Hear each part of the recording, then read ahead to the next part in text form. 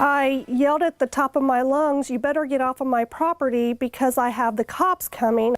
This Cape Coral woman says she caught a man trying to break into her home, but says that he was actually more frightened than she was. She was able to scare him off before he was able to make it inside the house. That's right. And this happened in Northeast Cape Coral. And tonight, this woman is telling me how she was able to catch this man in the act.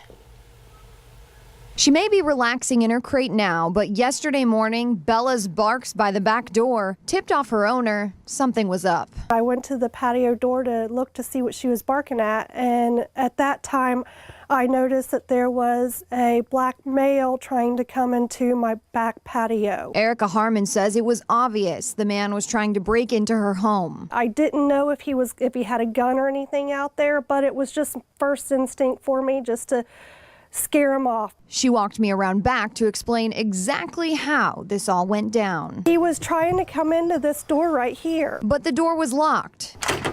Seeing Erica surprised him and he took off. He went running around this corner and through here into the woods. While he was running, Erica says she went through her house and out the front door. I yelled at the top of my lungs, "You better get off of my property because I have the cops coming." I called 911. That's when she says the man jumped in his car parked out front. He got into the car, left his driver's side door open, and drove it in reverse. Erica thinks this was so she couldn't get a license plate number on his car, but she says she's just grateful her doors were locked and her loved ones are safe. I have 3 girls to take care of, and I certainly don't want any of them harmed. Do you think if you didn't scare him off, it could have been worse? I think that if I didn't scare him off, it certainly would have been worse.